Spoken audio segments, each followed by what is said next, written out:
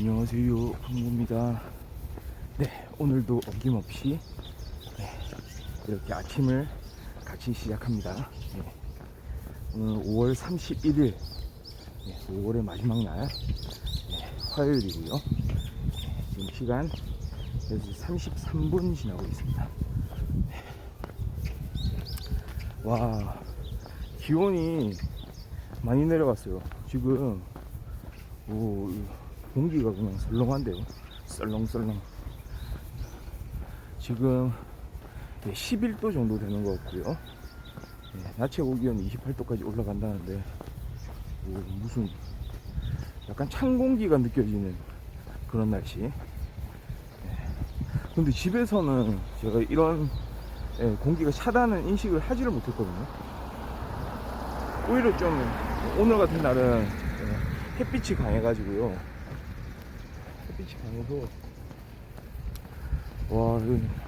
좀 오히려 더운 날씨 아닌가 생각을 했는데 집에서 좀 약간 덥게 느껴졌거든요. 심지어는 햇빛이 쫙 내려쬐면서 평소보다는 좀 약간 더운 날씨 되겠구만 이렇게 생각했었는데 오히려 기온이 좀 낮았습니다. 많이 내려갔습니다. 좋네요. 미세먼지 수준 괜찮고요. 조음이고요. 한번 또 오늘 아침에 여행을 떠나보도록 하겠습니다. 자, 화요일 딱 걷기 좋은 날이죠. 화요일 제 빅데이터에 의하면 제 지난 250여일간의 아침 걷기로 이렇게 쌓여온 빅데이터에 의하면 화요일은 이렇게 걷기에 나선 사람들이 적기로 유명한 날입니다. 과연 그 빅데이터가 정확한지 데이터 분석 결과가 정확한지 한번 확인을 해봐야 될 것 같습니다. 저 앞쪽에 이제 몇 명이 그래도 걷고 있네요. 이거는 또 이겁니다. 약간 빅데이터의 변화가 이제 주어지게 되는데요. 제가 주로 활동을 했던, 저는 2021년 작년이죠. 9월 18일부터 활동을 했기 때문에 지난 겨울을 완전히 꿰뚫고 이렇게 지나왔습니다. 그러니까 제 빅데이터는 아직 1년치는 되지 않습니다. 그러니까 겨울에 관찰했던 그런 내용들이기 때문에 계절에 대한 가중치가 아직 반영이 되지 않았기 때문에 100%는 만족을 못합니다. 그러니까 대부분 이제 겨울, 그 다음에 봄에 대한 데이터를 가지고 이제 말씀드릴 수 있는데요. 어떻게 보면은 좀 당연하다고 판단할 수 있는 게 겨울보다는 당연히 사람들이 많습니다. 가중치가 좀 있습니다. 봄 가중치 플러스 됐다고 좀 이야기 좀 하고 싶고요. 여름에는 또 어떻게 될지 모르겠네요. 제가 시작을 했던 게 지난 가을이었기 때문에요. 6월, 7월, 8월은 저도 처음 맞습니다. 앞으로의 3개월, 6, 7, 8월 한번 경험을 해보고 사람들이 얼마나 또 많이 걷는지. 제 예상은 좀 이렇습니다. 대략 한 7월, 8월 때는 그래도 걷는 사람이 오히려 또 줄어들지 않을까. 너무 춥거나 너무 더울 때는 사람들이 좀 이렇게 아침 활동 물론 좋긴 하지만 특히 겨울에, 한겨울에 말이죠. 심지어는 그때가 2월달이었던가요? 1월달이었던가요? 길 위에 저 혼자 있을 때도 있었습니다. 그러니까 도무지 사람이라고는 찾아보기 어려웠던 그런 날도 있었거든요. 아마도 여름에도 그런 날이 펼쳐질지 아니면은 그래도 추운 날들보다 뜨거운 날은 그나마 이제 사람들이 좀 견디기 쉬워할지, 그래도 아침에 이제 운동을 해야 되겠다 생각하는 사람들이 있을지 좀 기대가 되네요. 고맙습니다.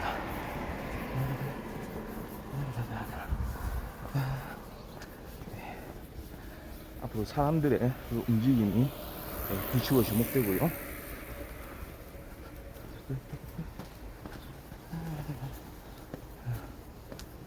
와, 오늘 어제는 진짜 날씨가요, 어제 저녁까지도 그랬어요. 완전히 그냥 구름이 잔뜩 끼어가지고 이른바 그 먹구름. 네. 최근 들어서 그런 흐린 날씨를 본 적이 없었던 것 같아요. 어제 날씨 경험하신 분들 다 좀 기억하시겠지만요, 최강의 먹구름이 끼었던 날씨인데요, 오늘은 거꾸로 한번 보세요. 진짜 거의 뭐 레전드급 하늘 아닌가요? 하늘에 구름 한 점이 없다, 이런 얘기를 하고 싶네요. 구름 한 점 없는 날씨. 어이구야, 이게 진짜 가능한 날씨인가 싶습니다. 오늘은 하루 종일 이렇게 걸어가면서 마치 이렇게 하늘을 보여드리고 싶은 그런 느낌이 드네요. 와, 좋죠? 날씨 좋습니다.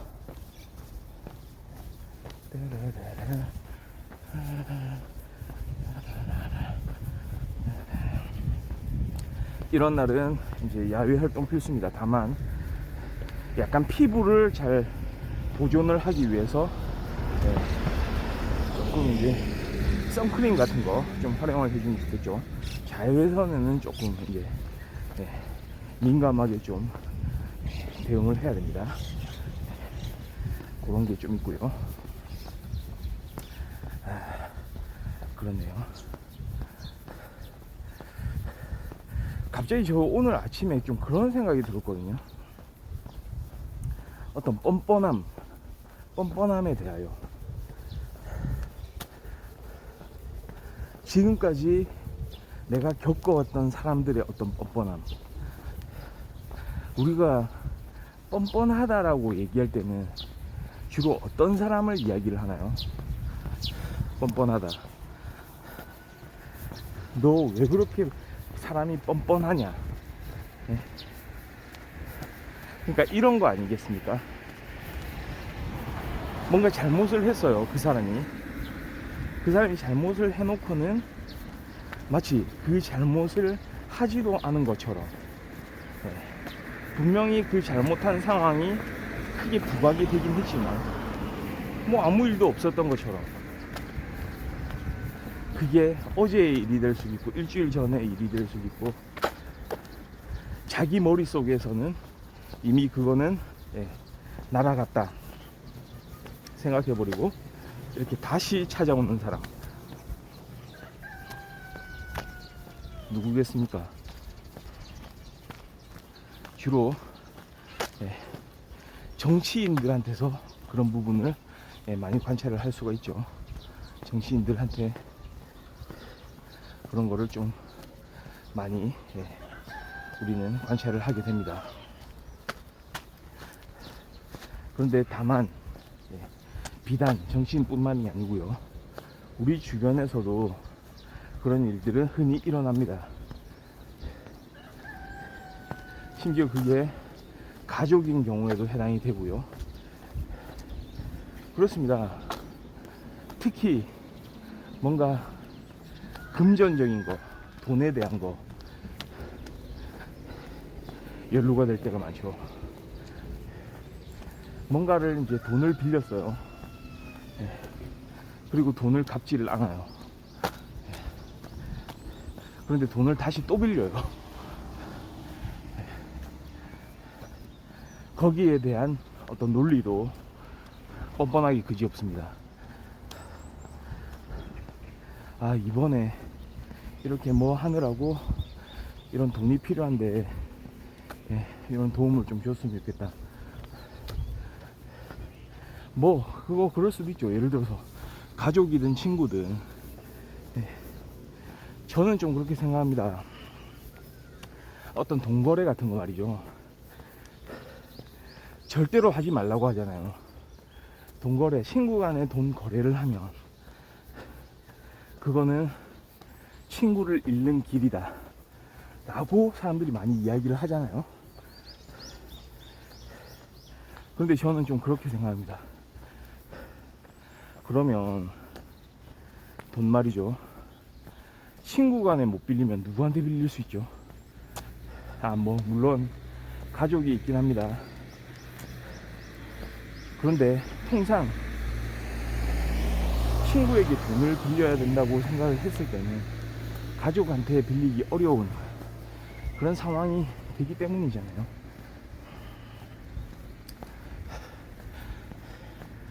그러니까 저는 뭐 맞습니다. 이상적으로는 친구한테 돈을 안 빌리는 게 제일 좋겠죠. 돈이 개입되면 사람 사이의 관계가 어떤 방향으로 흘러갈지 잘 예측이 안 되는 건 맞죠. 그럼에도 불구하고 친구한테 안 빌리면 누구한테 빌리죠? 은행에 가서 다짜고짜 대출을 받을 수도 없는 거잖아요. 그러니까 잠깐 그런 돈이 필요한 경우도 있을 수가 있다고 봅니다. 사람이 항상 좋은 일만 있는 건 아니니까요. 그런데 문제는 그 돈을 갚기도 전에 말이죠, 다시 찾아오는 거예요. 그때 그 돈은 이러이러해서 아직은 좀 갚기가 좀 그러니 그거 말고 조금 내가 지금 하는 일이 있는데 이러이러해서 요거를 좀 먼저 조금만 더 도와줬으면 좋겠다. 이제 친구가 판단을 내려야 되죠. 물론 뭐 여유가 넘쳐 흐르고 그 다음에 뭐 그 돈을 받을 생각도 없다면 그냥 그렇게 하면 돼요. 이거 그러고 보니까 막 방송에서도 소개된 적이 있는 그런 일화 같은데요. 어떤 여배우가 지금까지 계속 돈을 빌려주기만 하고 돌려받지는 못하는 그런 상황들에 대해서 이야기를 많이 했었던 게 기억나는데요. 그런 상황, 그러니까 그렇게 돈을 빌려가서 계속해서 다른 핑계를 대면서 계속적으로 돈을 빌리고, 특히 이런 사람들의 특징이 뭐냐면 마치 돈을 잘 빌려주는 사람이 누구냐는 거를 안다는 듯이 한 사람을 찍어놓고 빌린다는 거죠. 사실 돈을 잘 안 빌려주는 사람도 있거든요. 아마도 그런 철학이 작용을 하겠죠. 친구 간에 돈 거래는 하는 거 아니라더라. 뭐 물론 좋습니다. 어떤 판단을 하는지 자신의 자유이긴 하지만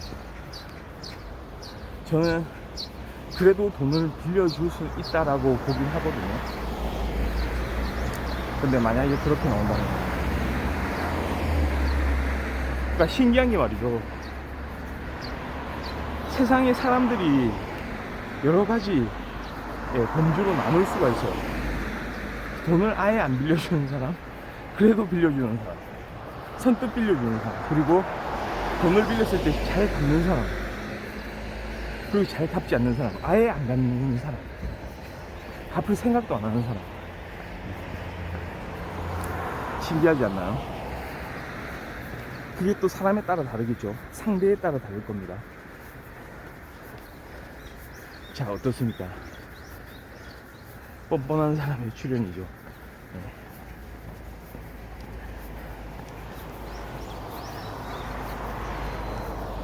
그리고 결국에는 궁극적으로는 연락을 끊어버리겠죠.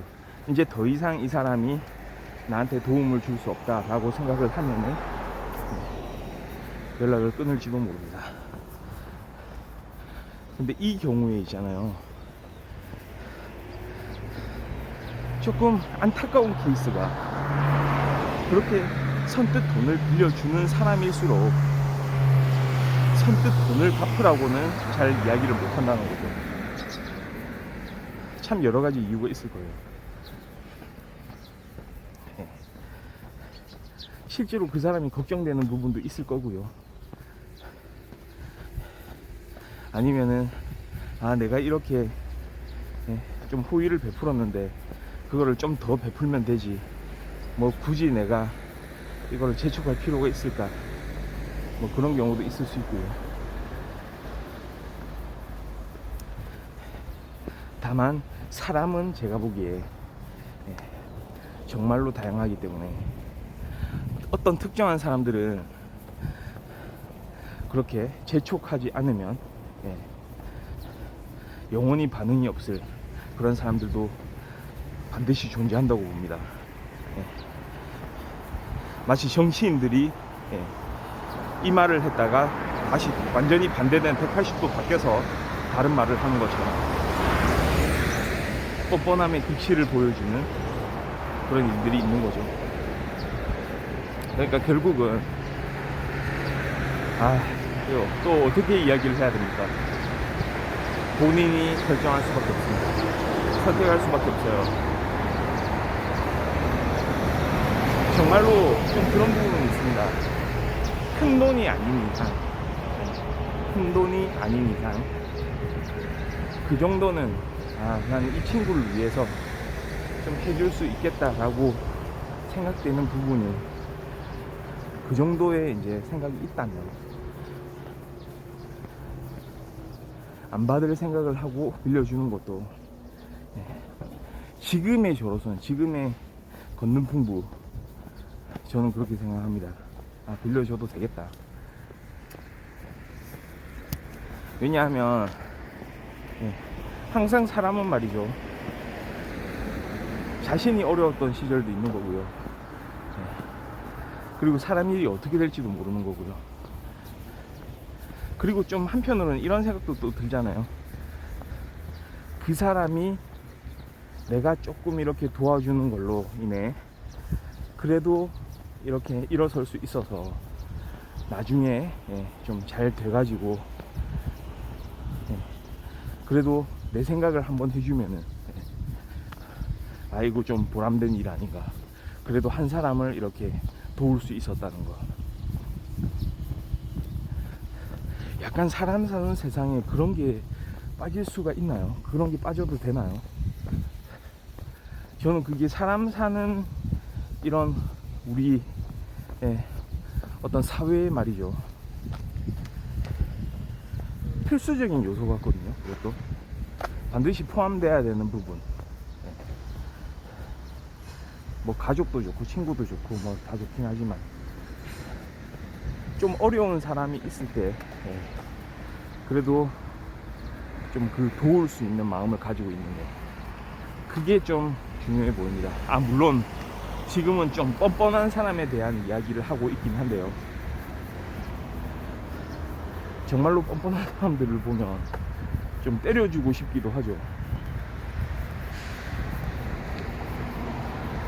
막 그냥 좀 벌을 주고 싶기도 한데요. 그럼에도 불구하고 또 한번 생각을 해보게 되네요.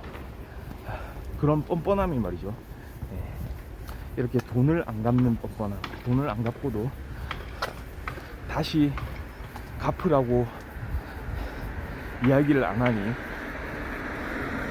다시 또 돈을 더 빌려달라고 하는 그 뻔뻔함, 그런 걸 가지고 있는 사람들이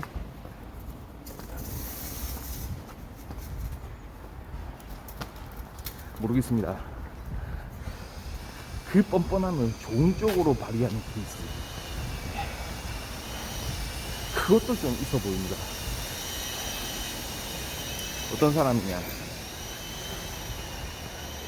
그거를 어떤 예술적으로 승화시키는 사람들, 뻔뻔함을 어떤 스토리텔링을 거기에다가 이제 이렇게 심어 넣어서 사람들한테 어떤 예술성을 이제 보여줄 수 있는 사람들. 지금 무슨 이야기 하고 있는지 아십니까? 바로 영화 이야기를 하는 건데요. 갑자기 또 그런 생각이 나네요. 뻔뻔함으로 진짜 이 작품의 완성도를 극단까지 이렇게 올리는 사람이 있죠. 저는 이제 영화 감독, 할리우드 영화 감독이죠. 퀸틴 타란티노 감독이 저는 그렇다고 생각하거든요. 이 감독 어쩌면은 돈을 빌려놓고 안 갚고 또 빌리러 갈지 모르는, 이거는 우스갯소리입니다만은 그 정도의 뻔뻔함을 작품에서 좀 보여주기도 하죠. 대표적인 예로 말이죠, 바스타즈 거친 녀석들 이라는 영화, 그리고 최근에 개봉한, 최근이라고 해도 한 몇 년 흘렀네요, Once Upon a Time in America가 아니고 In Hollywood. 그 두 작품을 보면요, 그러니까 타란티노 감독은 어떤 영화의 오락성을 끝까지 이렇게 올리거든요. 끌어올리는 그런 감독인데요. 그러니까 우리가 알고 있는 어떤 역사의 한 장면에서 말이죠, 거기에 숨은 이야기들을 이렇게 파헤치면서 거기에 고도의 상상력을 이제 불어넣는다고 할까요? 우리가 생각했을 때, 이거는 그냥 역사적인 현실을 그대로 받아들이면, 이건 당연히 이렇게 해서 이렇게 흘러가겠지. 우리는 이미 그 내용들을 다 알고 있어. 이거는 뭐 돌이킬 수 없는 일이지. 이렇게 그냥 단순하게 흘러가겠구나. 우리는 이 결말을 이미 알고 있지. 이렇게 생각하는 경향들이 있을 수가 있는데요, 그걸 대번에 깨어버리죠. 그냥 우리 관객들의 상상을 그냥 뒤엎어버리는, 깨버리는 그런 수준입니다. 완전히 180도 그냥 엎어버리는 그런 상황들을 보여주거든요.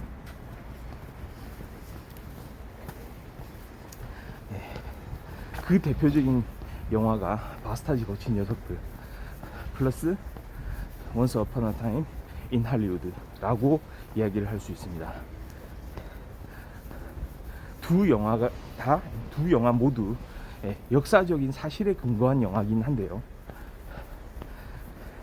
제가 그 역사적인 사실에 근거한 영화이지만 뻔뻔하다고 이야기하는 그런 영화의 결론들 말이죠, 그런 장면들은 잠깐 이 방송을 이제 봐주시는 우리 시청자분들한테 그거를 스스로 판단을 할 수 있게끔 좀 남겨놓도록 하겠습니다. 다만 한마디씩은 좀 거들어야 되겠네요.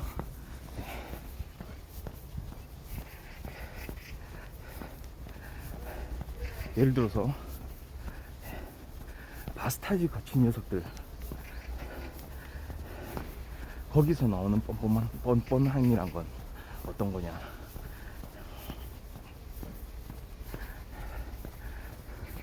그런 겁니다. 거기에 나오는 미국의 그 특공대, 거기서 그 사람들의 어떤 마인드, 브래드 피트가 출연하죠. 브래드 피트의 이제 마인드를 한번 생각을 해보세요. 거기 그 특공대, 특수 작전을 이제 펼치는 그 팀의 리더로서 그 나쁜 놈들을 상대할 때의 그 마인드, 그 장면에서 보여주는 그 사람들을 속이기 위해서, 그러니까 상대방도 속임수에 능한 사람이죠. 속임수에 능한 사람이란 건 거꾸로 자기가 거기에 대한 실력자이기 때문에 상대방의 속임수도 잘 알아챌 가능성이 많습니다. 그러니까 말하자면 두뇌 싸움이거든요. 그 두뇌 싸움의 현장에서 말이죠. 예. 이거는 진짜 무슨 자신의 목숨, 자신의 미래 따위는 안중에도 두지 않은 채 그냥 던져버리는 그런 상황들을 보여주거든요. 특히 제가 이제 관심 있게 이제 좋아하는 장면이죠. 관심 있게 바라본 장면. 진짜 어디로 튈지 예측하기가 어려운 장면. 여기에서의 그 뻔뻔함은 완전히 이제 끝을 달립니다. 그 술집에서 이 우리 그 스파이 팀하고 그 특공대 팀이죠. 이렇게 독일 장교로 분장을 했습니다. 그리고 실제 독일 장교를 만납니다. 거기서 일어나는 그런 카드놀이 현장. 거기서 그 스토리를, 그 이야기를 어떻게 다루는지 한번 관찰해 보면요. 그리고 마지막 장면에서의 이제 브래드 피트의 역할, 이런 거를 한번 보면 얼마나 이 영화가 뻔뻔한지 잘 알 수 있습니다. 그 다음에 원스 어폰 어 타임 인 할리우드에서도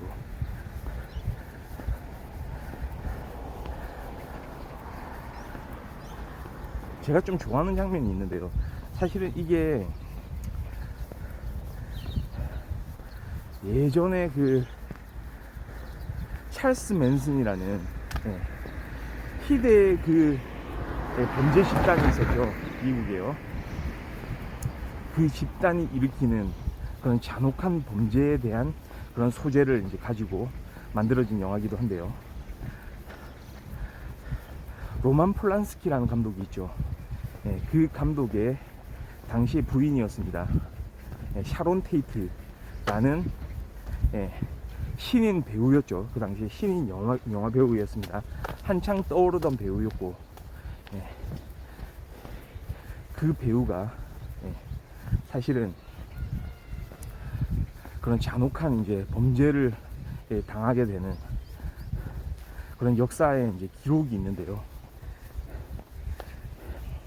사실은 제가 이제 좀 집중해서 본 부분은 뭐 물론 그런 역사적인 기록이 있긴 하지만, 그리고 그거를 하나의 소재로 해서 이렇게 영화가 만들어지긴 했지만, 중간에 브래드 피트가 또, 여기도 브래드 피트입니다. 그러니까 타란티노 감독은 일종의 자신의 뻔뻔함의 페르소나로서 브래드 피트를 잘 활용을 하는 것 같아요. 제가 그 눈을 떼고 볼 수 없었던 장면이,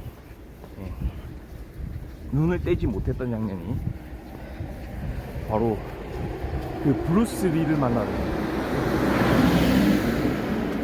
그러니까 영화에서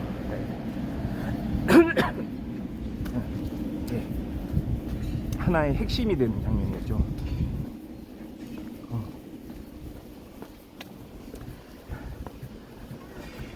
그러니까 이 장면은 제가 봤을 때는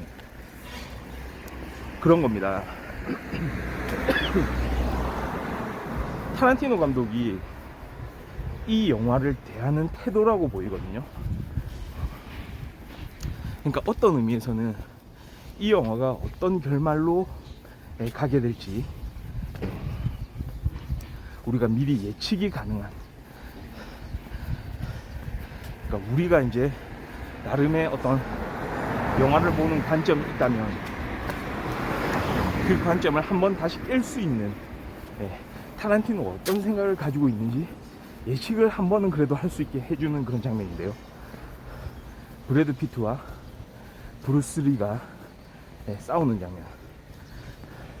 우리가 흔히 브루스 리 하면 거의 정말로 이제 무예에 있어서, 무도에 있어서는 최고봉이라고 생각하거든요. 20세기 최고의 무인 하면 브루스 리, 이소룡을 이제 꼽게 되잖아요. 거의 신적인 존재로 추앙하는 사람들도 있고요. 브루스리에 대해서는. 그리고 그 유명한 연문 시리즈 아시죠? 그 연문의 수제자로 알려져 있습니다. 브루스리. 그런 브루스리와 브래드 피트가, 껄렁껄렁하게 나오는 브래드 피트가 대결을 벌입니다. 브루스리가 막 뭐라 떠들거든요. 자신이 최고라고. 나한테 까불면은 뭐 살아남지 못한다, 이런 투로 이야기를 하죠. 그래서 그 고도의 또 무술을 보여주죠.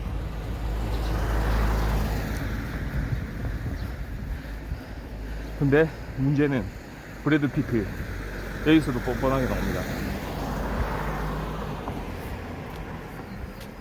조금도 주저하지 않거든요. 브루스리와 맞짱 뜨는 장면. 그 장면 자체는 또 우리 시청해 주시는 여러분들을 위해서 좀 아껴 놓도록 하겠습니다. 그 두 영화를 반드시 관람을 좀 해주시고요. 이번에 6월 달에 또 휴일이 또 있으니까요. 뭐 이번에 이제 또 지방선거 뭐 끝나고 나서 영화 한 편 또는 두 편 이렇게 봐주는 것도 좀 좋을 것 같네요. 그러니까 그런 겁니다. 이 비디오 가게 전문 출신의 이 할리우드 감독, 타란티노 감독은 말이죠, 영화란 진짜 어떤 거를 담아야 되는지에 대해서, 영화가 꼭 사실일 필요가 있나요? 우리가 알고 있는 그 사실 그대로를, 무슨 관찰 기록문도 아니고요, 그대로 담을 필요는 없죠. 거꾸로 오히려 왜곡하는 데 있어서, 그러니까 안 좋은 말로 하면 왜곡이에요. 우리 특히 한국은 또 사극이 유명하잖아요. 사극을 다룰 때 좀 다른 이야기를 곁들이면 그거 역사 왜곡이라고 하면서 크게 논란이 되곤 하죠. 근데 타란티노는 거꾸로 말이죠. 일부러 역사 왜곡을 일삼는 거예요.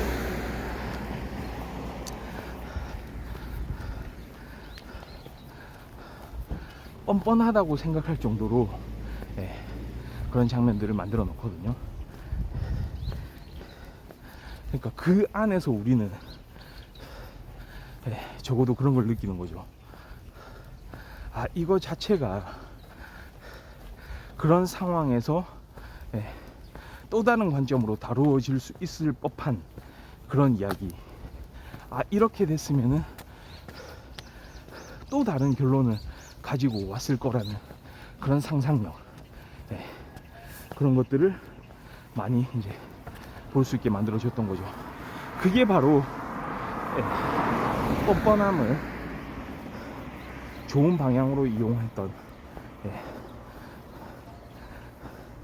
그 감독의 하나의 거장이 된 이 감독의 어떤 좋은 역할이었던 것 같습니다. 자, 그러니 우리 이런 뻔뻔함이 가득한 이 세상에서 그 뻔뻔함을 무기로 쓰는 사람들 말이죠. 이제는 그렇게 돈을 빌리지 말고, 뻔뻔하게 돈을 빌리는데 자신의 능력을 사용하지 말고, 이렇게 예술 분야에서 한번 그 능력을, 그 출중한 능력을 활용을 했으면 하는 그런 생각이 드네요. 그렇습니다. 오늘은 여기까지 하도록 하겠습니다. 날씨가 시원해서 참 걷기가 좋은 날씨입니다. 우리 다 같이 이제 날이 점점 이제 더워질 텐데요. 이렇게 아침 산책을 통해서 같이 건강한 하루하루 이렇게 지냈으면 좋겠네요. 걷는 풍부 여기까지 하고요. 내일 다시 이런 시간에 돌아오도록 하겠습니다. 네, 감사합니다. 바이.